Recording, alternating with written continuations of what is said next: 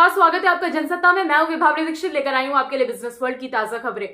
सरकार नए राजमार्गों पर हेलीपैड बनाने का विचार कर रही है क्योंकि इससे आपात स्थिति में लोगों को तत्काल रूप से बचाने में मदद मिलेगी।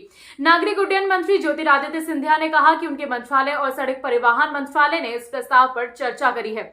नागरिक उड्डयन मंत्रालय संपर्क बढ़ाने के लिए खास तौर से दूर दराज और पहाड़ी इलाकों में हेलीकॉप्टरों के इस्तेमाल को बढ़ाने पर जोर दे रहा है। सिंधिया ने कहा कि सभी नए राजमार्गों के साथ ही हेलीपैड होने चाहिए ताकि बुनियादी ढांचा तैयार हो सके। उन्होंने कहा कि राष्ट्रीय राजमार्गों पर हेलीपैड होने से आपात स्थिति के दौरान तत्काल निकासी में मदद मिलेगी। सिंधिया और नागरिक उड्डयन राज्य मंत्री जनरल वीके सिंह दोनों ने हर जिले में हेलीपैड बनाने की वकालत करी है। वो राष्ट्रीय राजधानी में नागरिक उड्डयन मंत्रियों के सम्मेलन में बोल रहे थे। सरकार ने एम्स ऋषिकेश में आपातकालीन चिकित्सा सेवाएं मुहैया कराने के लिए अगले कुछ हफ्तों में प्रोजेक्ट संजीवनी नाम के एक हेलीकॉप्टर आपातकालीन चिकित्सा सेवा को शुरू करने का फैसला भी करा है। इस समय लगभग 80 समर्पित हेलीकॉप्टर्स गलियारे हैं। केंद्रीय मंत्री नितिन गडकरी ने कहा कि वित्तीय राजधानी मुंबई में जगह की कमी की वजह से साइकिल ट्रैक बनाना मुश्किल है। उन्होंने कहा कि जगह की कमी के चलते सड़कों को चौड़ा करना असंभव है।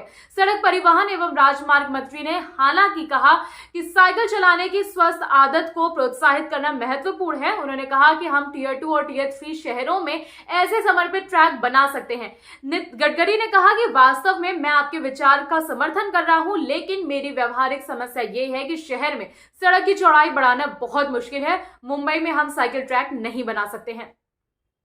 संयुक्त राष्ट्र महासचिव एंटोनियो गुतेरेस ने कहा कि उन्हें इस बात का बेहद दृढ़ता से उम्मीद है कि भारत की अध्यक्षता में G20 ऋण पुनर्गठन की प्रभावी प्रणाली बनाएगा। उन्होंने साथ ही चेतावनी दी कि महामारी तथा यूक्रेन संघर्ष के कारण महंगाई बढ़ने से विकासशील देश एक वास्तविक तूफान का सामना कर रहे हैं। भारत 1 दिसंबर 2022 से 30 नवंबर 2023 तक एक साल के लिए G20 की अध्यक्षता करेगा। गुतेरेस ने मंगलवार से शुरू होने वाली अपनी 3 दिवसीय भारत यात्रा से पहले भी ये कहा कि अंतर्राष्ट्रीय आर्थिक और वित्तीय प्रणाली में सुधारों की जरूरत के लिए बहुत दृढ़ता से वकालत कर रहे हैं, जिसे काफी हद तक अमीरों द्वारा अमीरों के लिए बनाया गया है।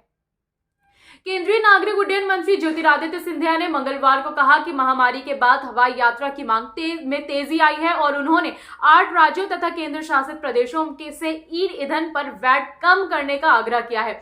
उन्होंने राष्ट्रीय राजधानी में नागरिक उड्डयन मंत्री के सम्मेलन में कहा कि छोटे शहरों से हवाई यातायात में वृद्धि होगी।